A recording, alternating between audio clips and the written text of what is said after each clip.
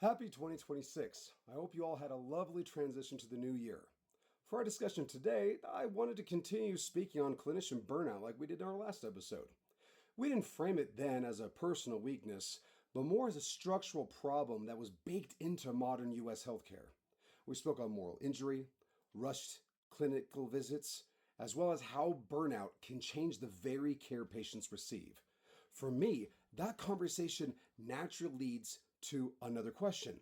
If this system is causing the problem, is there an alternative that can help? Burnout is often framed as an endurance issue. I see it more as a can physicians handle the workload issue. I posit that most physicians can handle the hard work. That is actually part of why the AAMC has made admissions to medical schools so darn difficult in the United States compared to how the admissions process works in other countries. It is the United States' way of ensuring those who start the training pathway have both the educational skills to learn the material and the fortitude, grit, and endurance needed to survive that long pathway. What do I assert? I assert the physicians actually struggle with practicing the system consistently pulling them away from the very reason they entered medicine to begin with. Instead of 95% of their time being focused directly on patient care, they are thrust into a corporate bureaucracy that demands short visits, tons of documentation that is meant to increase profits, and clinical decisions shaped by billing codes instead of clinical judgment, again, being profit-driven. This is a fundamental design problem. Now, we have something called direct patient care. It is a different kind of a model. It's often called DPC, which is how I'll be talking about it throughout the rest of this video. DPC is one attempt to redesign that system. As someone who, myself, am knee-deep in a career focused on innovations from both implementing and researching them, I can now understand how I was drawn to the DPC framework. So, for those of you who have not heard of DPC, it is a model wherein patients pay a flat monthly fee directly to their physician. But what exactly is it? How does DPC work? Most people think healthcare works like this. You have your doctor, you have you, and when you speak to your doctor, it moves over to the insurance, then it goes back to the doctor, and then the doctor treats you.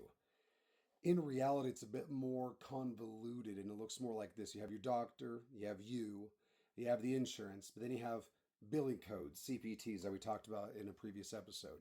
The codes that indicate what procedures a physician has used.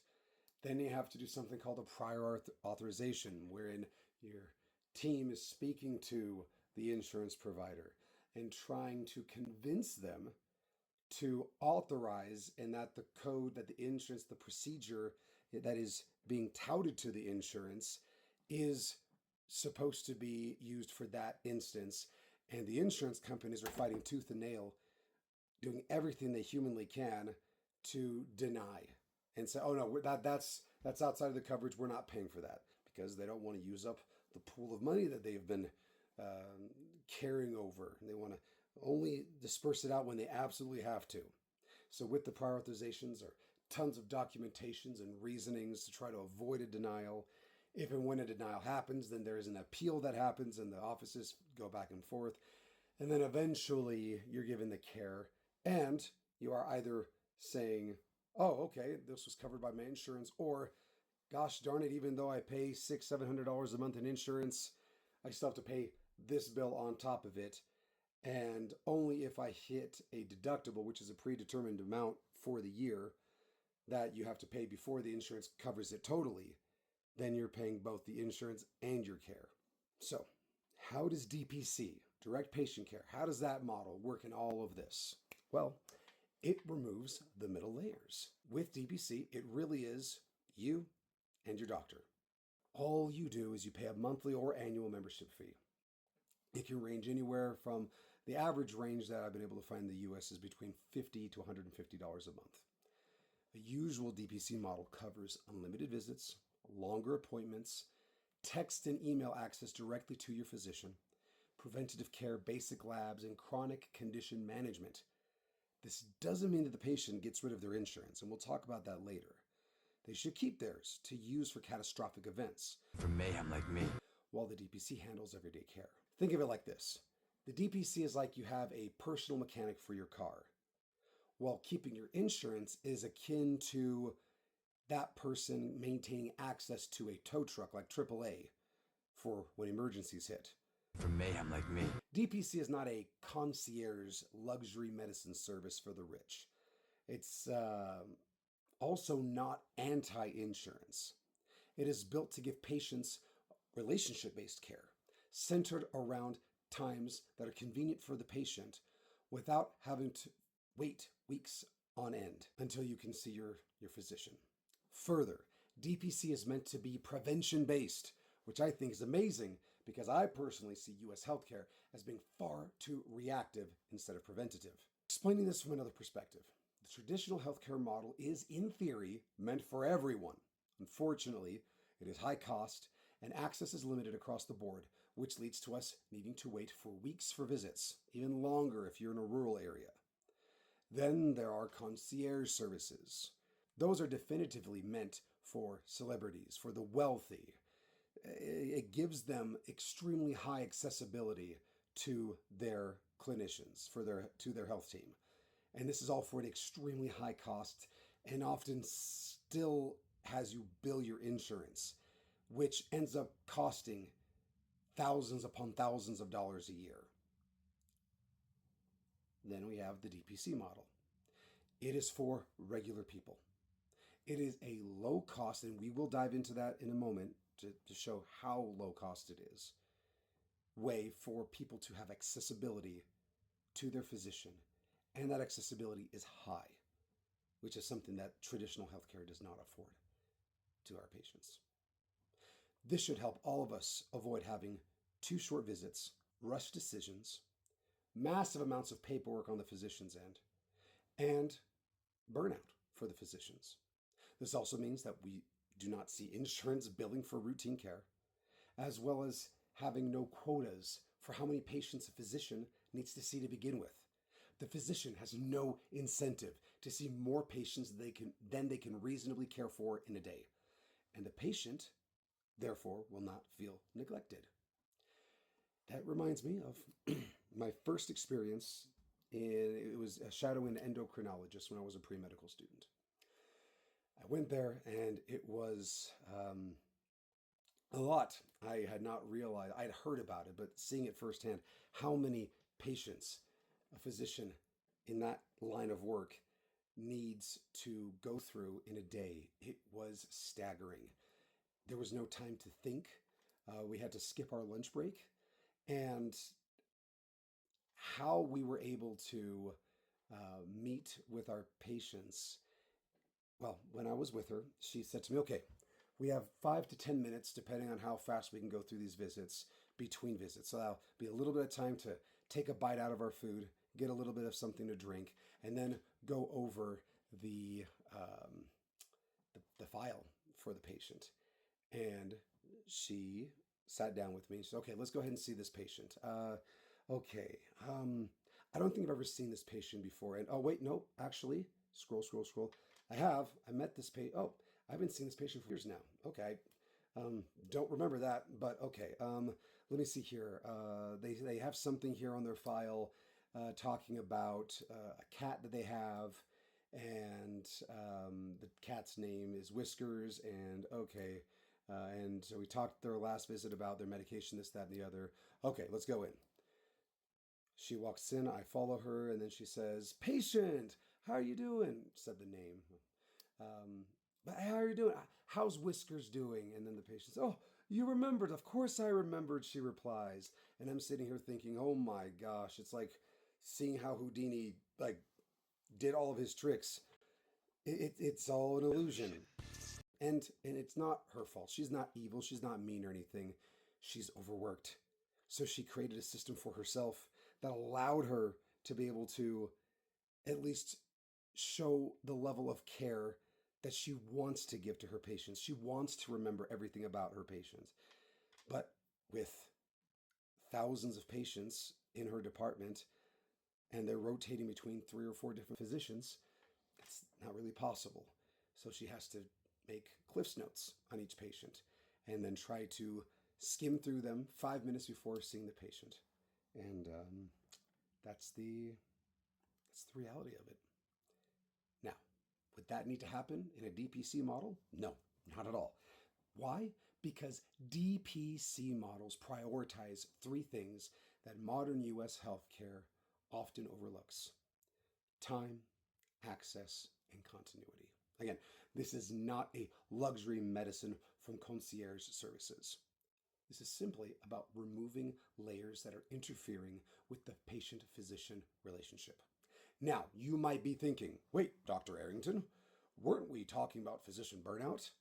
Well, here's why I believe DPC belongs in the conversation surrounding physician burnout. When physicians step out of high-volume, insurance-driven models, they can regain control over their practice and control over how they practice. This is often described using the term autonomy. I use that term a lot in my own research. My dissertation over here talked a lot about physician autonomy. That allows people to independently control their schedules. That's what this autonomy gives them. It helps them make better clinical decisions without interference from outside entities who have a different agenda than the physician does. I mean, a physician goes into medicine to treat patients. That is their ulterior motive. Essentially, regaining physician autonomy through a model like DPC can help physicians practice medicine the way they were trained to, instead of focusing on profit-driven measures. So for me, how I learned about DPC was from a physician who practiced DPC. And he was talking about what drove him to go to DPC. He was seeing 40 or more patients a day in his time frame as a family medicine physician.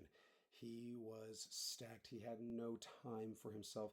He had no time for his patients. He felt burnt out after only a few years of practice. And he was on the verge of quitting, which we see a lot. And he took the counsel of some friends in healthcare, and instead of quitting, went on a leave of absence. And he said after 2 weeks of his leave of absence, he wasn't burnt out anymore. And that craving that led him to go to medical training and become a physician to begin with returned. And he was just excited to jump back in, and I'm revitalized, I can do this. But then he started remembering, oh yeah, but I'm going to be doing 40, maybe 50 patients in a day. That's not what I want to do. He started looking for alternatives. He found out about direct patient care models, and he left his practice, let his patients know what he was going to be doing, and he opened up a now successful DPC practice and is able to help people on his terms. He said that he loves, he's also a doctor of osteopathic medicine, so he also, that means he had additional training outside of what MDs learn in medical school. He further learned something called osteopathic manipulation, and he said he loves being able to sit down and at times spend 2 hours with his patient. And he can spend as much time as he wants with his patients. He can schedule out his day to be there for them. And he said he is the happiest he's ever been, and I myself felt very attracted to it, and that's why I'm en route to go that pathway myself. Burnout thrives when the clinician feels powerless. Therefore, DPC is one method a physician can regain control over their own agency. From the patient's perspective, these changes are just as meaningful. You have longer visits. You will see that you will have fewer misdiagnoses, since your physician is not rushed to get you in and out so that they can see the next patient. And you will also see that you will not be stuck in any situations that are designed to have you come back, because hospitals make more money if they see your issues over 3, 4, 5 visits instead of just one. Of course, this can also lead to a better understanding of treatment plans in general moving forward between you and your physician. This can lead to improved trust between you and your physician. When trust improves, compliance to healthcare plans also improves. This obviously leads to health outcomes improving.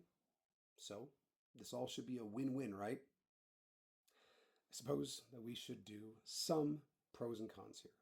It's not all flowers and butterflies. Is DPC some fairy tale without any issues? If so, if that is the case, why isn't everyone doing it? Or is it too good to be true? In all honesty, unfortunately, a DPC model is not the magic solution to all of the woes of US healthcare. One huge pain point comes from physicians needing to either team up with business folk or become entrepreneurs. A DPC is a startup, and it needs to either be built up from scratch or a physician joins one that already exists. All these pain points include building the structure, maintaining operations, assessing scalability, and everything else involved in business creation. So before I dive into those cons and talk more about that, I do want to reiterate pros. So, pro number one, more time per patient. Instead of 15 minutes that are rushed, you have 30 to 60 minutes or more, depending on what's going on. These are common and often the goal of your attending physician of your DPC clinic. This is when real conversations can happen. This fact alone reduces burnout for physicians dramatically. Further, many DPCs offer same or next day scheduling. Imagine that, calling and saying, oh yeah, I have something this afternoon, you can come in. As well as this being able to give you the ability to text your physician directly instead of fighting through legions of AI's automated systems or administrative staff. And then you have to sit and wait for your message to be in queue with the health to eventually reach the health team. There's less administrative work, period. There's no insurance billing. Physicians don't need to worry about the hassle of prior authorizations. My wife used to be a medical assistant, and I heard from her all the horror stories of the frontline discussions that happen with insurance companies and how those can become heated arguments leading to coding wars. Physicians and their teams don't have to worry about denied claims or endlessly charting for billing justifications. Documents are for actual patient care, not profit mining. On the topic of money, patients won't have surprise bills. Our country had to pass specific transparency laws a few years ago to help patients who are agreeing to treatments not be blindsided by undisclosed fees. I mean, I've had it happen to me with my medically needed glass contacts that I wear for a condition I have called keratoconus. I found out afterward that my insurance would only pay for it for people under the age of 18, even though my cornea is literally going to pop out of my eye if I don't wear these scleral contacts. I won't be able to see with normal glasses. I need to have these glass contacts. How does that make any sense? I have to pay over $700 a pair for these contacts, which stinks for me because medical shifts can often be over 12 hours long while I'm in the training process. And on average, one pair of these scleral contacts only lasts about 12 hours. So when I'm knee deep in my training, I need two pairs so I can see what I'm doing with my patients. Otherwise, I'm clinically, legally blind. But I have to pay, and it's not covered by my insurance that I pay a lot of money for. I'm sure we've all had these surprise fees hit us for just as valid concerns and anger for each one of us. And this has been happening even after the No Surprises Act of 2022 passed. But it's not a thing in DPC, not at all. Everything in a DPC is extremely transparent, with everything being outlined in your annual contract for your membership. With that, many DPC clinics further negotiate wholesale prices for their labs so that if you have any unplanned labs that you do have to pay an extra fee for, it is an extreme minute fraction compared to what you would have paid for that from a major hospital that would have been billed to you and or your insurance. Patients will save money through a DPC model, and we'll dive more into that in a moment. Going back to another pro, there's the restored autonomy that the physicians will have. They will control their own schedules. They will control their own panel size. And a panel, that just means how many patients that they see per year. They control their own workflows. They control their overall clinical decisions. It leads to better clinical outcomes, fewer misdiagnoses, better preventative care, earlier interventions, and fewer expensive and time-consuming emergency room or urgent care visits. That will free up our friend Dr. Robbie over at the pit to focus on actual emergencies instead of chronic issues. A DPC physician can catch problems earlier, tailor care to their patients' lifestyles, and manage chronic issues with more intent. Now, for what you've been waiting for, the cons. The first one, financial risk to the physician. Starting a DPC practice means there is no big hospital salary for the physician. I have seen physicians in my time in healthcare administration making over $700,000 a year. That's really not a thing, not even possible in a DPC. But at the same time, it reminds me when I was in business school and people knew that I was wanting to leave healthcare administration to become a physician, I had many people tell me that it was going to be the worst financial mistake I could make in my life. The money in healthcare doesn't come from being a physician. It comes from administration. So much administrative bloat in U.S. healthcare. However, if you're doing it for the right reasons, if you study things out, which I did ad nauseum, I'm not in healthcare for the money. I am wanting to become a physician. I've career changed so that I can help patients. So, I'm not going to make $700,000 a year. That's not why I'm going into medicine. If I cared about how much money I made per year, I would stay on my previous pathway in healthcare administration, but I left that to become a physician. And with that, there's some of the same issues that come with any entrepreneurial endeavor.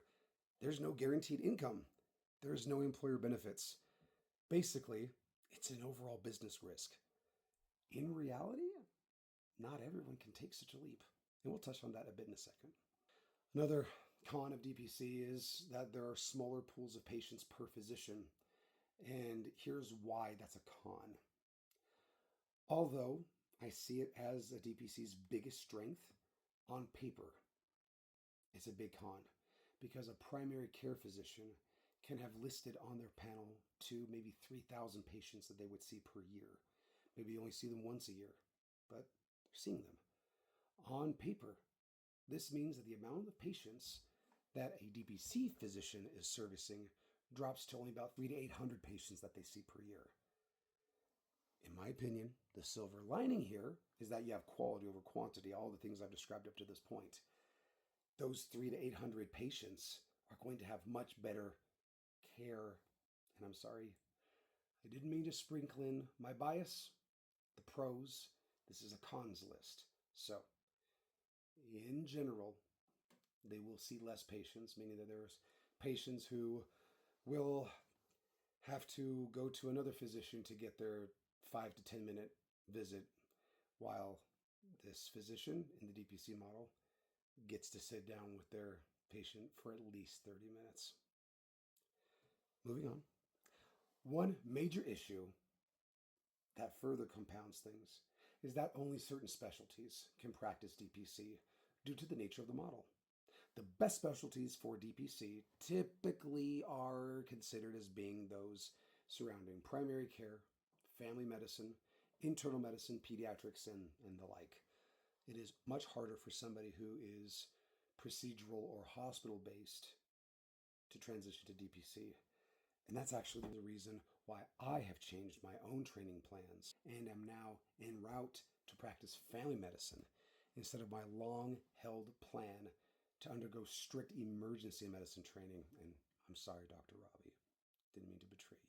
What helped me make this transition, though, is that outside of my attraction to DPC and loving what it means for U.S. healthcare, is that I had been planning on practicing rural emergency medicine.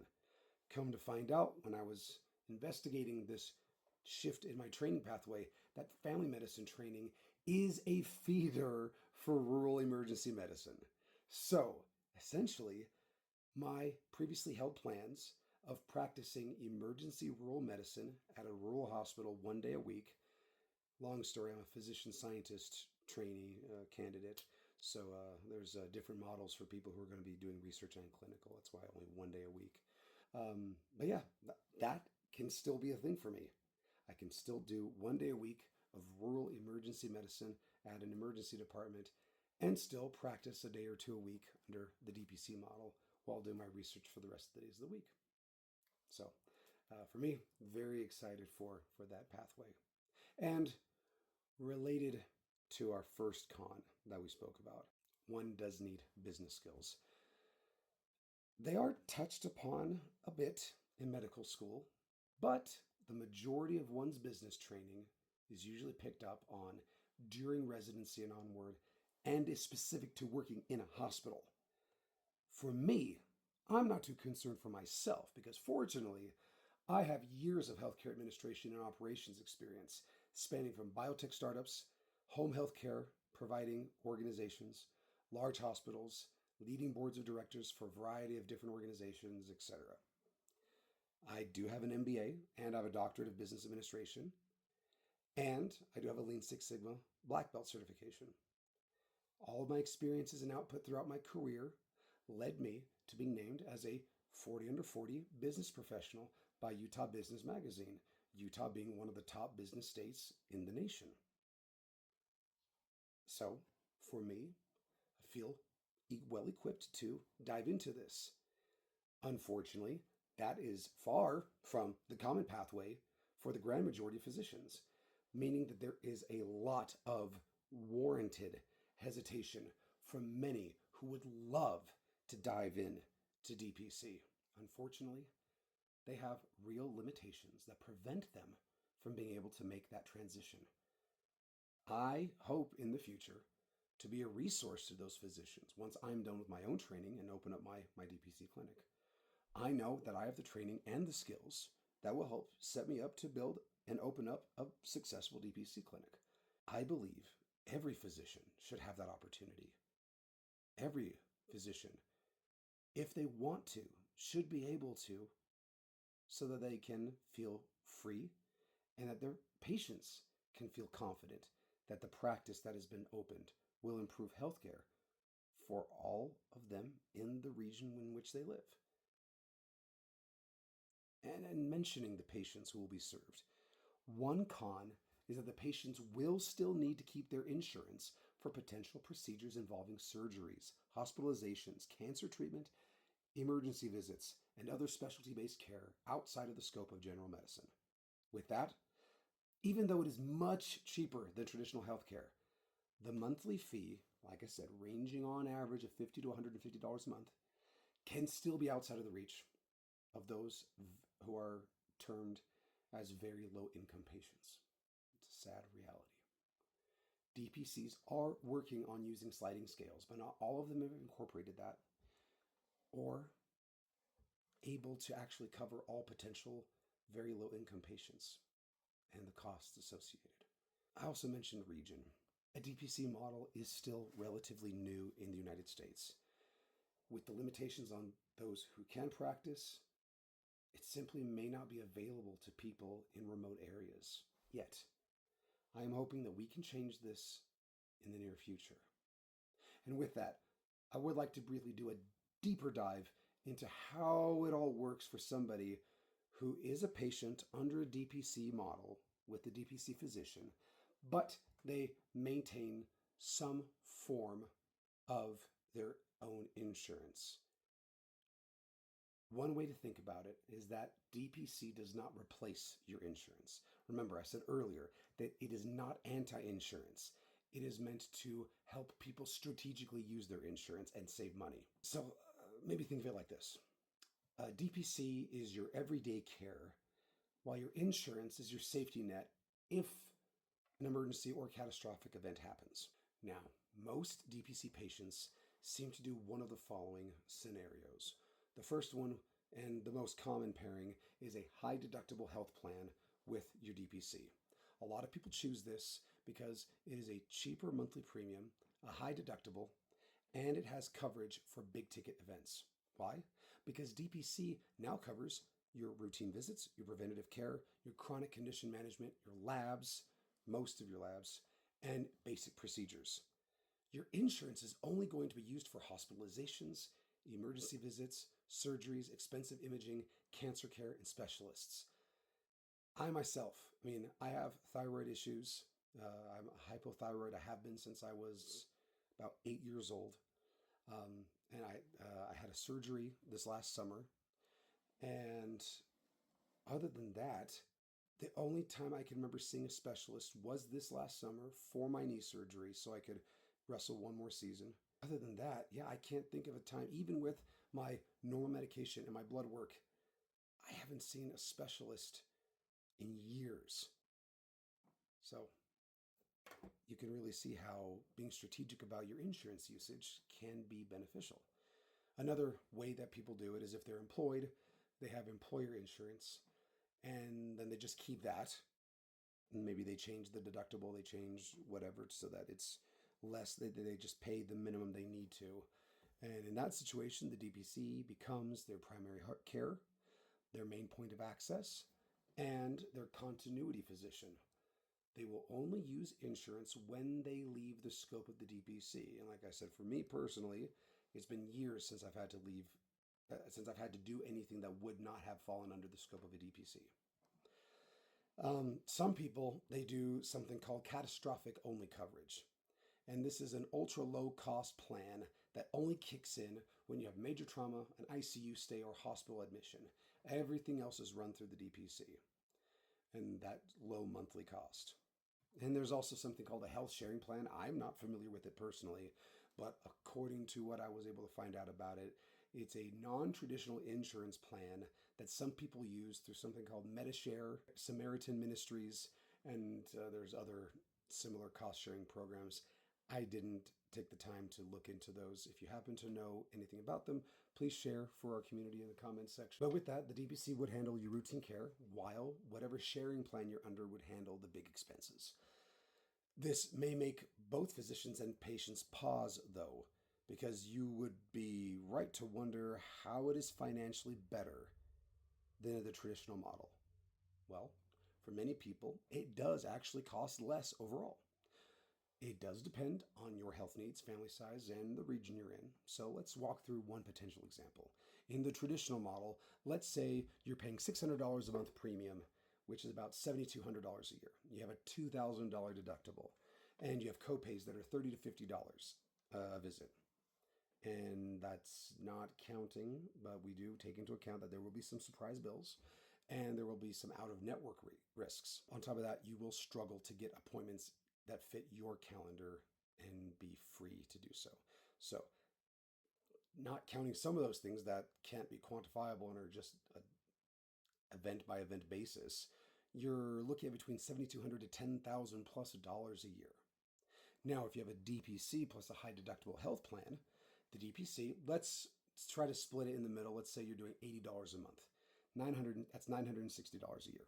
Your high deductible health plan premium is $350 a month. So that's about $4,200 a year.